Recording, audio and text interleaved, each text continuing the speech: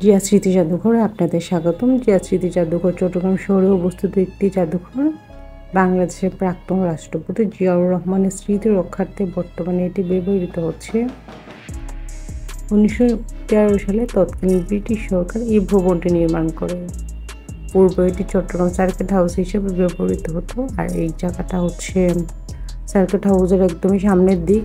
সামনে একটি মূর্তির মতো আছে, এই মূর্তিটা হচ্ছে জিয়াউর রহমানের। আর উপরে যে বিল্ডিংটা এটা হচ্ছে রেডিসন ব্লু, চট্টগ্রামের সবচাইতে বড় হোটেল বলতে পারেন। এটা চট্টগ্রাম 5 স্টার হোটেল। আর এটা হচ্ছে এটা গার্ডেনিং এর মতো আছে এখানে করা। এখানে অনেক ঔষধি গাছও আছে। সোজা হয়ে দাঁড়ালে ডান দিকে হচ্ছে রেডিসন আর বাম দিকে হচ্ছে নতুন যে সার্কিট হাউসটা আছে সেটা। আর এটার প্রবেশ মূল্য হচ্ছে 20 টাকা। যদি 3 বছরের কম শিশু থাকে তাহলে তার টিকিট লাগবে না। আর এটা খোলা থাকে প্রায় সকাল 9টা থেকে বিকেল পর্যন্ত। তবে শুক্রবার আর বৃহস্পতিবার এটা বন্ধ থাকে। এছাড়া সপ্তাহে 5 দিন এটা খোলা থাকে। তবে বিশেষ বিশেষ দিনগুলোতে শুক্রবারে দুপুর 3টা থেকে বিকেল পর্যন্ত এটা খোলা রাখা হয়। এটা হচ্ছে একদমই সামনে থেকে দেখতে একটু পুরনো আদলে তৈরি করা। আমার তো এই রকম স্ট্রাকচারগুলো অনেক বেশি পছন্দ, এই জন্য আমি যখনই সময় পাই তখনই চলে আসি এখানে ঘুরতে। আর এটা বর্তমানে মিউজিয়াম হিসেবে ব্যবহার করা হচ্ছে।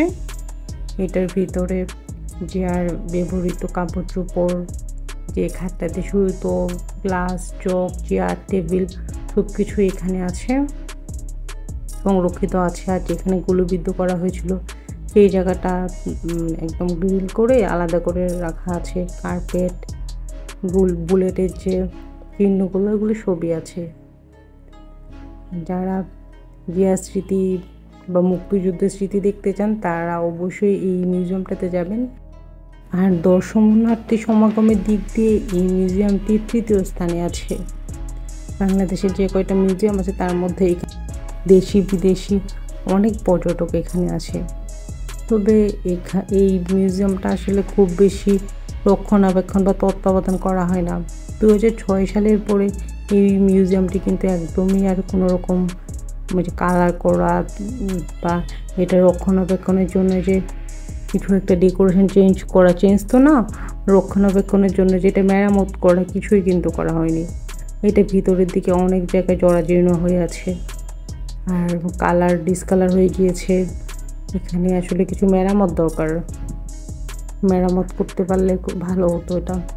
তবে এটা গেটের কাছে একটা কক্ষ আছে, ওখানে আপনার হাতে যে ব্যাগ থাকে, ব্যাগ, ক্যামেরা, সেলফোন ওগুলো জমা দিয়ে টোকেন নিয়ে ভিতরে প্রবেশ করতে হয়।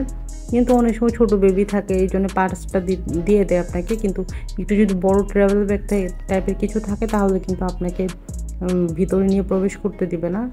আর যখন মিউজিয়ামের ভিতরে প্রবেশ করবে তখন কিন্তু কোনো রকম ক্যামেরা, সেলফোন নিয়ে যাওয়া নিষেধ। কিন্তু মানুষ তো তাও ক্যামেরা নিয়ে চলে যায়। আমিও লুকিয়ে লুকিয়ে কিছুটা ভিডিও করেছি, আসলে উচিত না ভিডিও করা।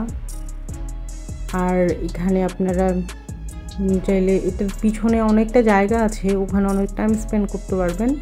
তবে এখানে কিন্তু পুলিশের লোকও আছে তার তত্ত্বাবধানে, এই জন্য এখানে কোনো অসামাজিক কার্যকলাপ করা উচিত না। দেখা যাচ্ছে নীরব, বাট সবসময় এখানে গার্ড থাকে, এই জন্যে এখানে সাবধানতা অবলম্বন করা উচিত। অনেকে আছে টিকটক করে, এখানে আসলে টিকটক করা একদমই ঠিক না, এখানে টিকটক করতে সবসময় বাধা দেওয়া হয়। আর এটার ভিতরে কিন্তু খাবার নিয়েও প্রবেশ করতে দেওয়া হয় না, এই মাঠে বসে খেতে পারবেন কিন্তু এই মিউজিয়ামের ভিতরে খেতে দেয় না আর কি।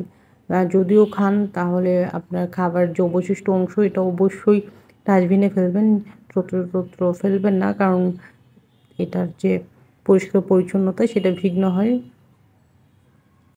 আর এটা গরমকালে সন্ধ্যা 6টা পর্যন্ত খোলা থাকলেও এটা কিন্তু শীতকালে সেটা খোলা হয় সকাল 9টা থেকে বিকেল 5টা পর্যন্ত। আর নর্মালি এটা যখন গ্রীষ্মকাল থাকে তখন একটু 10টার দিক করে খুললেও 6টা পর্যন্ত এটা খোলা থাকে। এই জন্য টাইমগুলো একটু জেনে গেলে ভালো হয়, নাহলে শুধু শুধু হয়রানির শিকার হবেন। তবে চেষ্টা করবেন এখানে প্রবেশ করলে মিউজিয়ামটাও খুব ভালো করে দেখার জন্য, কারণ মিউজিয়ামে যুদ্ধের সময়ের অনেক কিছুই আছে। তো আজকের ভিডিও এই পর্যন্তই। ভালো থাকবেন, আর ভিডিওটা কেমন লেগেছে অবশ্যই কমেন্ট সেকশানে জানাবেন। আর চট্টগ্রামের বাইরে থেকে যারা আসেন তারা অবশ্যই চেষ্টা করবেন এখানে ঘুরে যাওয়ার জন্য। আর এটা হচ্ছে গেটের পাশটা। ওকে, আল্লাহ হাফেজ।